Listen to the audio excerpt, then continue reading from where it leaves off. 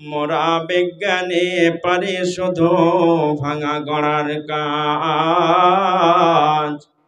তোমার সৃষ্টি দেখে মোরা পাই গো বড়ই লাজ। সেই মহান স্রষ্টা আল্লাহ সুবহানাহু ওয়া তাআলার জন্যই যে আল্লাহ রাব্বুল আলামিন আমাদের সকলকে আশরাফুল মাখলুকাত করে এই ধরার বুকে, পৃথিবীর বুকে প্রেরণ করেছেন। সেই মহান সত্তার দরবারে সকলে আমরা কৃতজ্ঞতা প্রকাশ করি, শুকরিয়া আদায় করি, তার নামাক হালালি করি। এক বাক্যে মুখটাকে হিলিয়ে জিহ্বাটাকে নেড়ে সকলে আমরা উচ্চারণ করি আলহামদুলিল্লাহ। দরুদ ও সালাম নাজিল হোক আখেরি পায়গাম্বার, মানব কুলের শ্রেষ্ঠ মহামানব, বিপ্লবী জননেতা, হেদায়েতের কান্ডারি, মা আমিনার দুলাল, তাজদারে মাদানী, আহমদ মুস্তাফা মুহাম্মদ মুস্তাফা সাল্লাল্লাহু আলাইহি ওয়াসাল্লামের ওপর অসংখ্য দরুদ ও সালাম বর্ষিত হোক।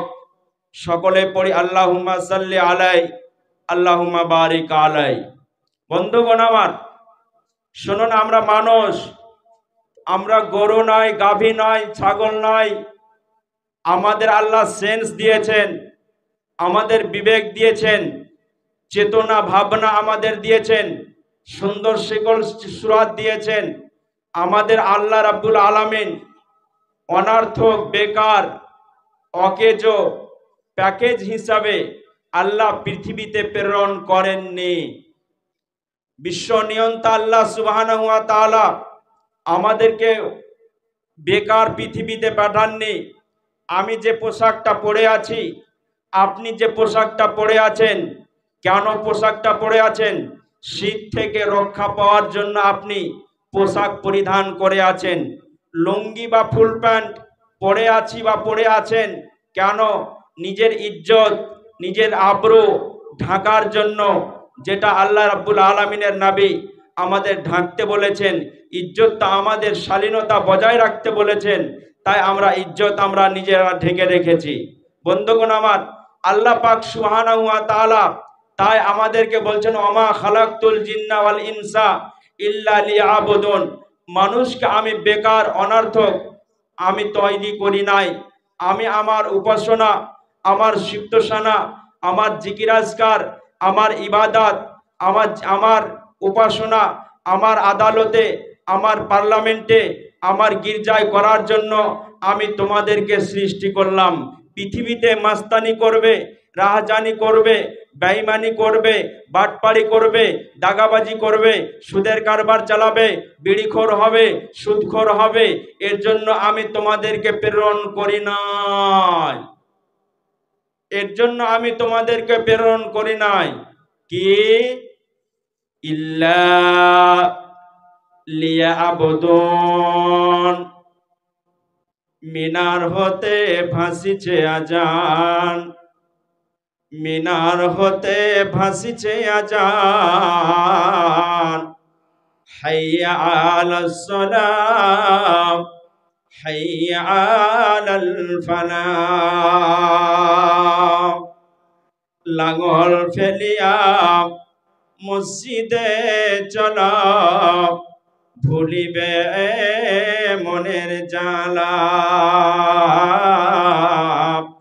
ভুলিবে মনের জ্বালা। আল্লাহ বলছেন অপর আয়াতে, আমার রব বলেন, ওয়াকাজা রব্বুকা আল্লা তা'বুদু ইল্লা ইয়াহু ওয়া বিল ওয়ালিদাইনি ইহসানা। আমি ফায়সালা করে দিলাম, আমি আমার সিদ্ধান্ত জানিয়ে দিলাম, আমি আমার অর্ডার জানিয়ে দিলাম, আমি আমার নির্দেশিকা জারি করে দিলাম। তোমরা করবে কি?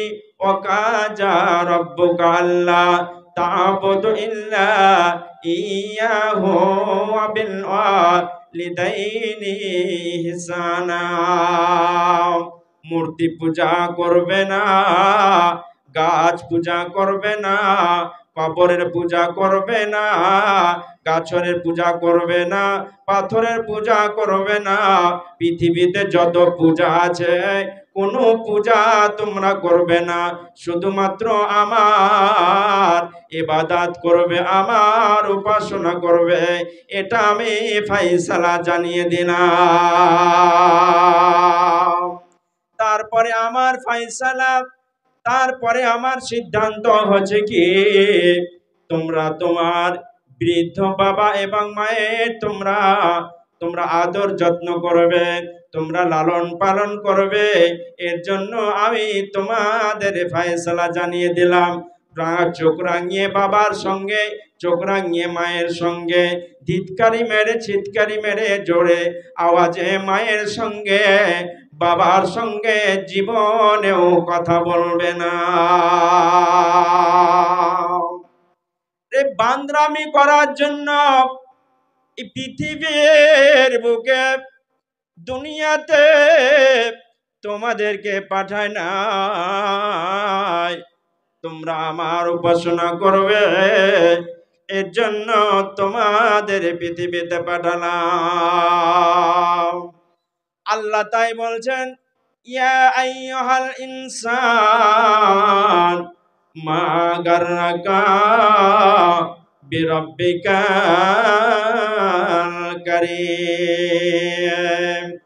আল্লাহ বলেন, কি হয়েছে তোমাদের?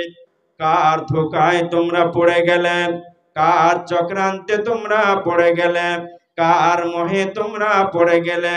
কার দাগে তোমরা পড়ে গেলে? আমাকে রব বলে তোমরা কেন ভুলে গেলে? আমাকে কেন তোমরা চিনতে পারলে না? আমার সঙ্গে কেন সম্পর্ক তোমরা রাখলে না? মা গাররাকা বিরাব্বিকাল কারীম, কে তোমাদের ধোকায় ফেলে দিল? কার চক্রান্তে তোমরা পড়ে গেলে?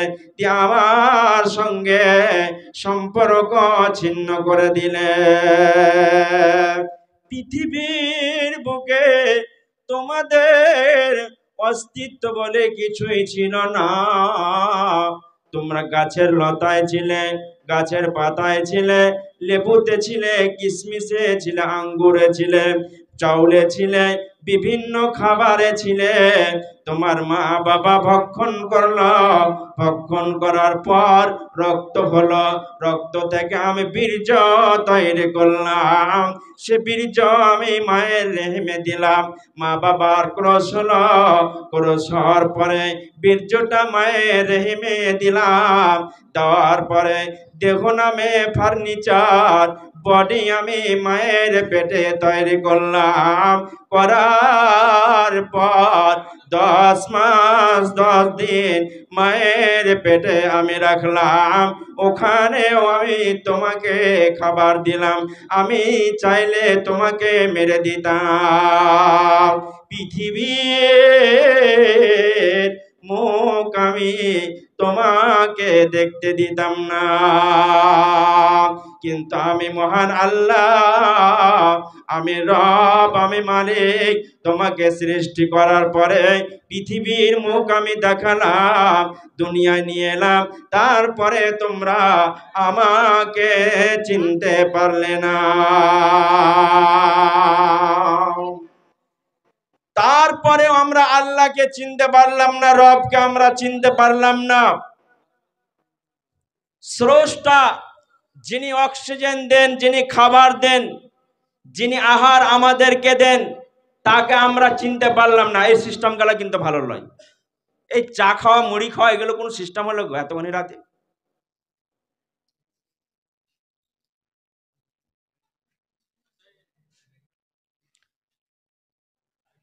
একটা ধ্যানে থাকবে, সে ধ্যানটা উড়ে যাবে।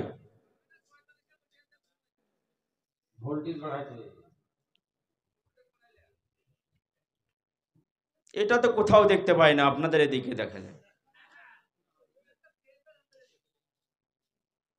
তো আমি বলছিলাম যে রবের সঙ্গে সম্পর্ক আমাদের নাই, আল্লাহকে আমরা চিনতে পারলাম না, রবকে আমরা চিনতে পারলাম না।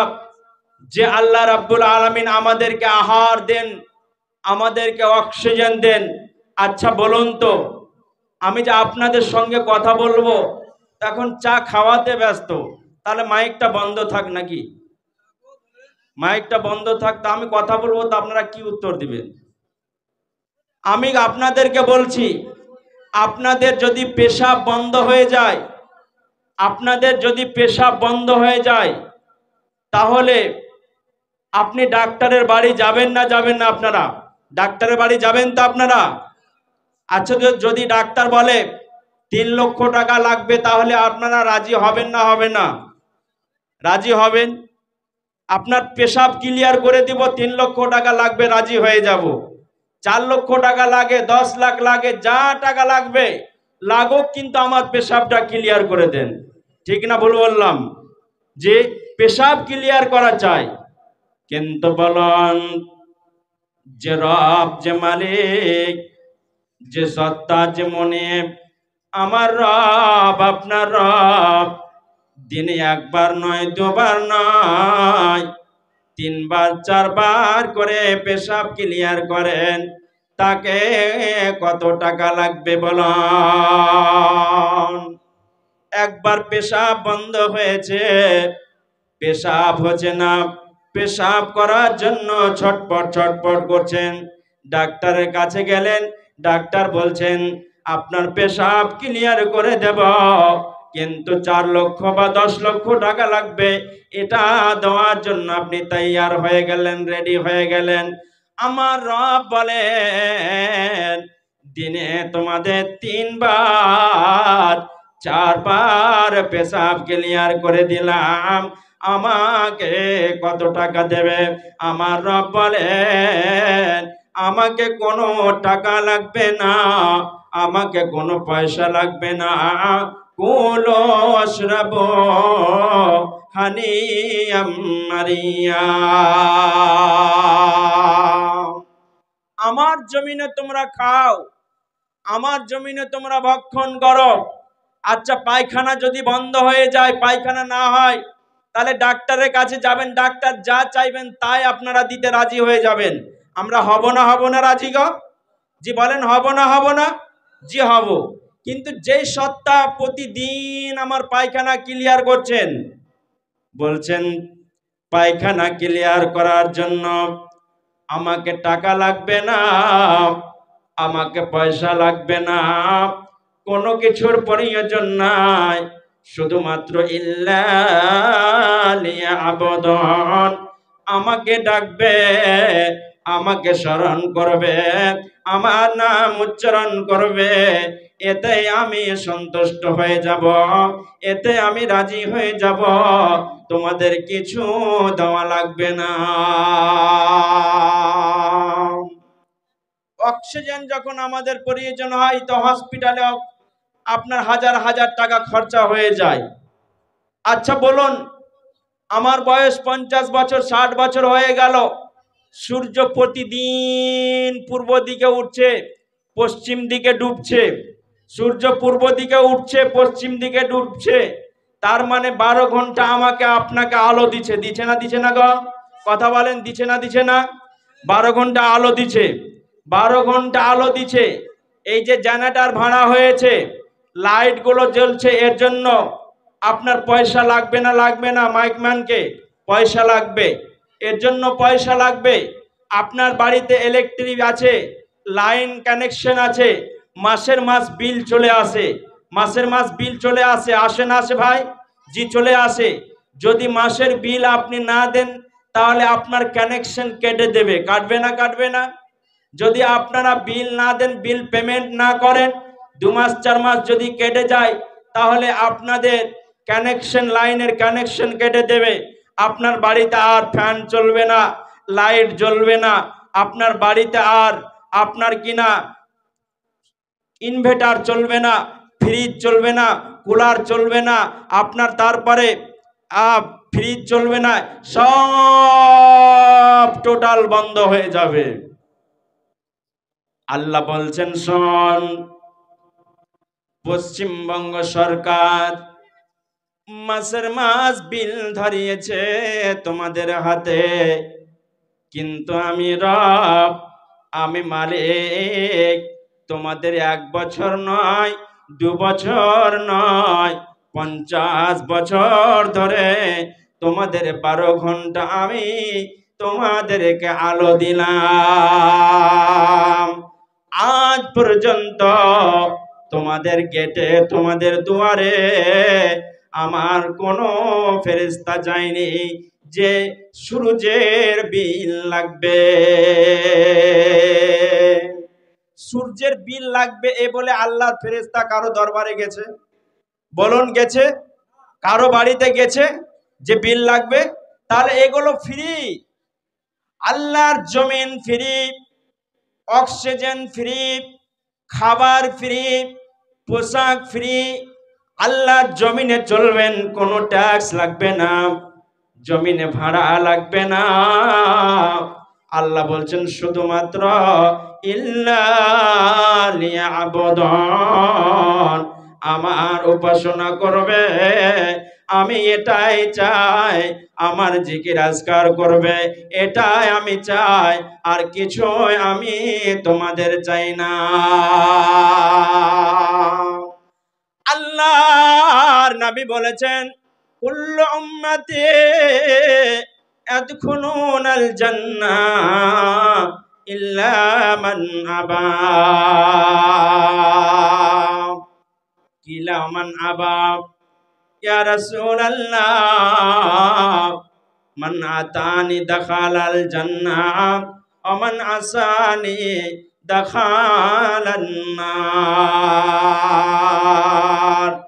আমার প্রত্যেকটা উম্মত জান্নাতে যাবে, আমার প্রত্যেকটা নরনারী উম্মত উম্মতিরা জান্নাতে যাবে, ইল্লা মান আবা, কিন্তু যারা অস্বীকার করেছে কুরআনকে এবং হাদিসকে, তারা জাহান্নামে যাবে, তারা নরকে যাবে, তারা স্বর্গে যাবে না।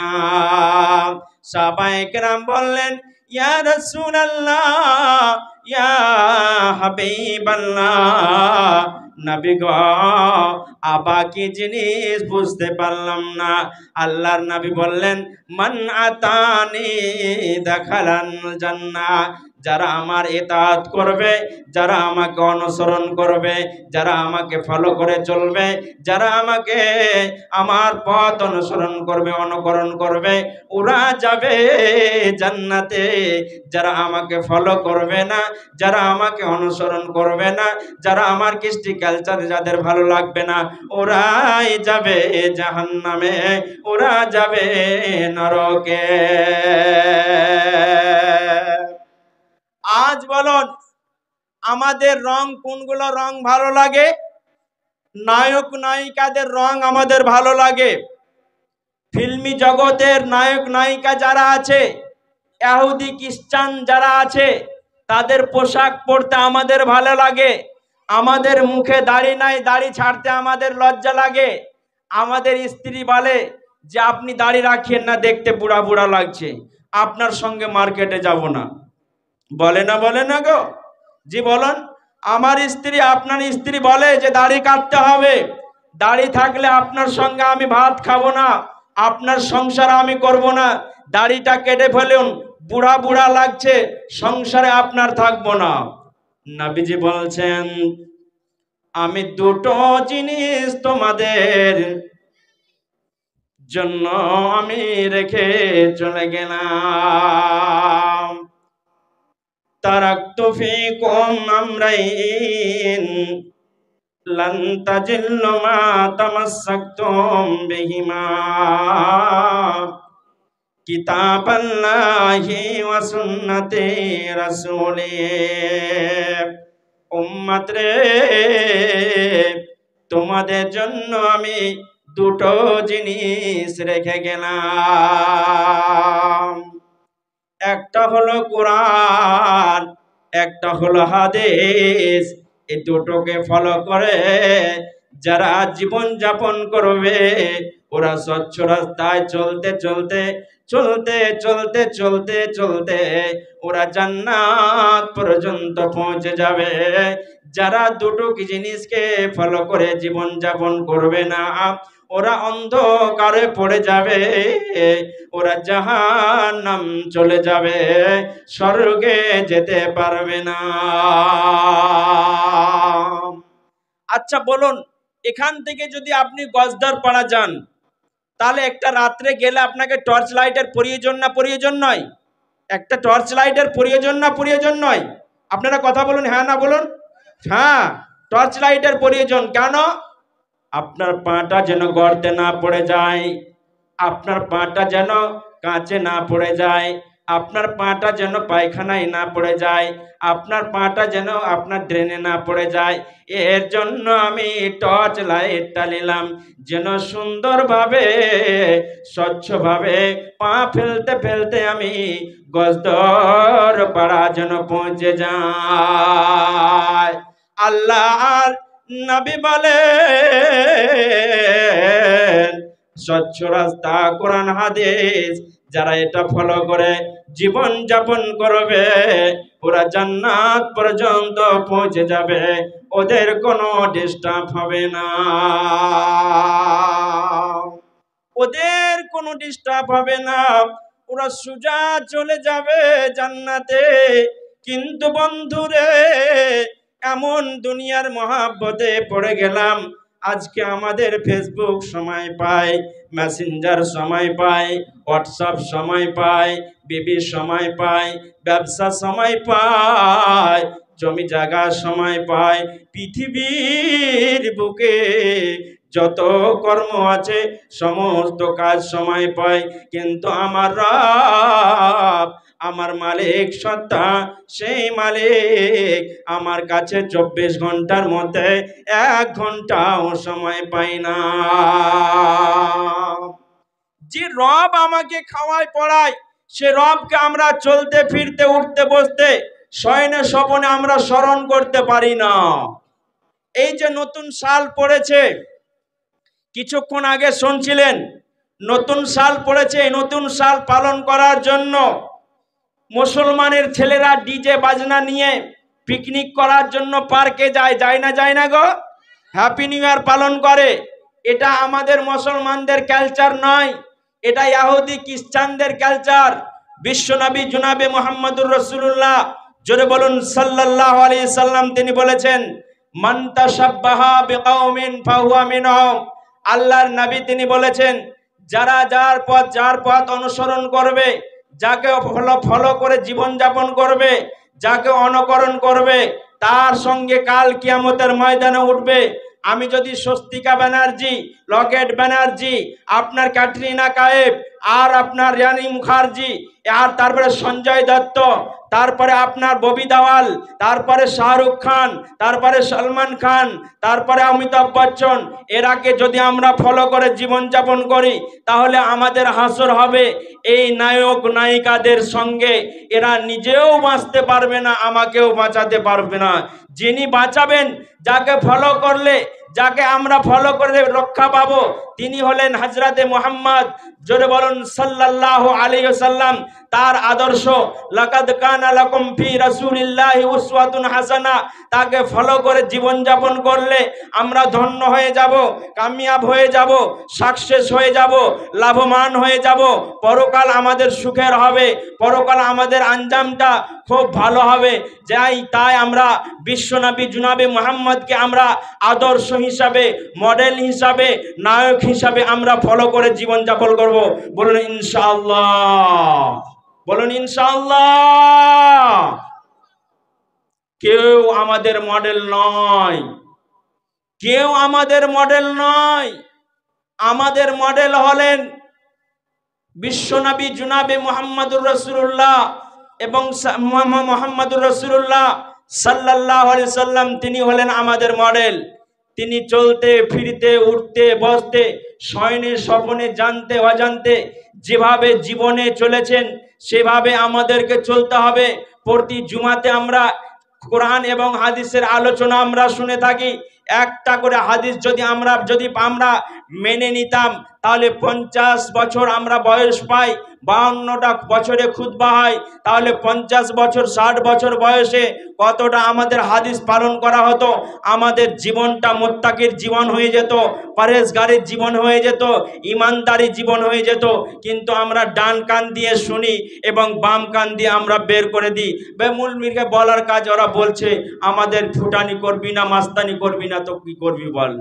খাও দাও ফুর্তি করো, আগামীকাল বাঁচবে কি বলতে পারো। এটা যুবকদের স্লোগান। এরা যুবকেরা বলে এখন মাস্তানি করে নাও, সিগারেট পান করে নাও, ফুটানি করে নাও, শরাব পান করে নাও, হ্যাপি নিউ ইয়ার পালন করে নাও। তাই ডিজে বাজনা এরা বাজায়, পিকনিক এরা করে, এরা রাস্তায় চলতে ফিরতে এরা গান বাজনা করে। এদের কৃষ্টি কালচার দেখলে মনে হয় না মুসলমানের ছেলে, এদের চলাফেরা দেখলে মনে হয় না এগুলো মুসলমানের বাচ্চা, দেখে মনে হয় ইহুদি খ্রিস্টানের বাচ্চা। এদের পোশাক বলুন, ফুল প্যান্ট বলুন, এমন ভাবে ফুল প্যান্ট পরে আপনার কিনা বসে এরা পেশাব ফিরতে পারে না, পশ্চিম দিকে মুখ করে পেশাব ফিরে আরম্ভ করে দেয়। নবীজি বলেছেন লা তাস্তাকবিরুল কিবলাতা ওয়ালা তাস্তাদবিরুহা ওয়ালাকিন সাররিকু আও গাররিবু। যখন তোমরা পেশাব পায়খানা করবে, যখন বাথরুমে যাবে, যখন তোমরা ল্যাট্রিনে যাবে, খবরদার খবরদার পশ্চিম দিকে মুখ করে, পূর্ব দিকে মুখ করে জীবনেও কোনো দিন পেশাব পায়খানা করবে না। আজ মুসলমানের বেটারা দাঁড়িয়ে দাঁড়িয়ে পেশাব করে, পেশাব করার পরে এরা পবিত্রতা অর্জন করে না।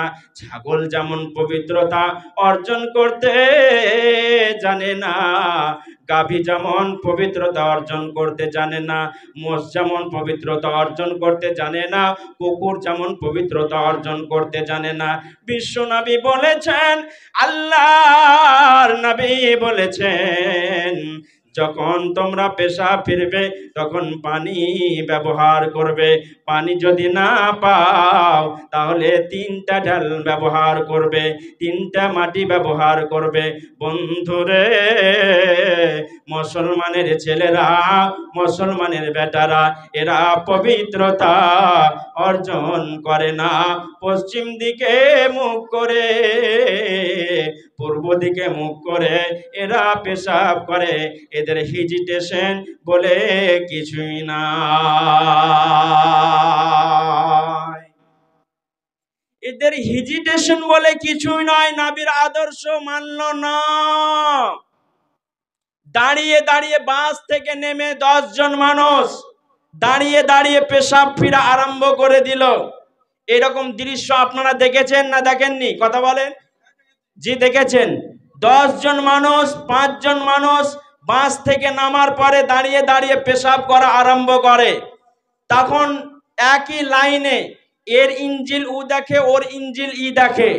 নবীজি বলেছেন, মালউনুন মান নাজারা ইলা সাওয়াতি আখিহি। ওই লোকটার উপরে, ওই লোকটার উপরে, ওই ব্যক্তিটার উপরে আল্লাহর গজব নাজিল হবে, অভিশাপ নাজিল হবে। যে লোকটা নিজের ইজ্জত পৃথিবীর কাউকে দেখাবে এবং দেখবে, তার উপরে আল্লাহর লানত বর্ষণ হবে, আল্লাহর গজব বর্ষণ হবে, আল্লাহর গজব নাজিল হবে, লানত বর্ষণ হবে।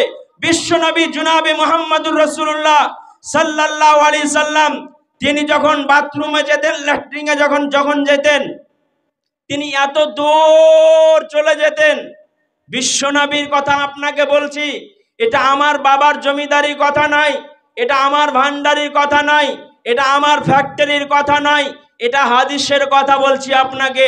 ইজা জাহাবাল মাজহাবা আবাদা, আল্লাহর নবী বাথরুমে যখন যেতেন, ল্যাট্রিনে যখন যেতেন, এত দূর চলে যেতেন, এত দূর চলে যেতেন, মানুষ আর দেখতে পেত না। আপনাদের এলাকায় রাস্তার ধারে ধারে ঝাড়া ফিরে মানুষ, ঝাড়া ফিরে না গো? কথা বলেন একটু, ফিরে না ফিরে না? আচ্ছা, যদি না ফিরে থাকে আলহামদুলিল্লাহ, আর যদি ফিরে থাকে তাহলে এটা ভালো খবর নয়। রাস্তার ধারে মানুষ কিন্তু দাঁড়িয়ে বসে বসে পেশাব করে। জি, আপনার ইজ্জত পৃথিবীর কোনো মানুষ দেখতে পায়। বিশ্বনবী যখন ইজা জাহাবাল মাযহাবা আবাদাম, নবী আমার বাথরুমে যখন যেতেন, এত দূর চলে যেতেন, এত দূর চলে যেতেন, এত দূর চলে যেতেন, পৃথিবীর কোনো মানুষ আর তিনাকে দেখতে পেত না। পৃথিবীর কোনো মানুষ দেখতে পেত না, তার মানে তিনি আড়াল হয়ে যেতেন, কেউ আর দেখতে পেত না। তাহলে আপনার ইজ্জতের মূল্য কতটা আপনি বুঝতে পারছেন? আপনার ইজ্জতের দাম কতটা আপনি বুঝতে পারছেন? যে আপনার ইজ্জত পৃথিবীর কোনো মানুষ যেন না দেখতে পায়।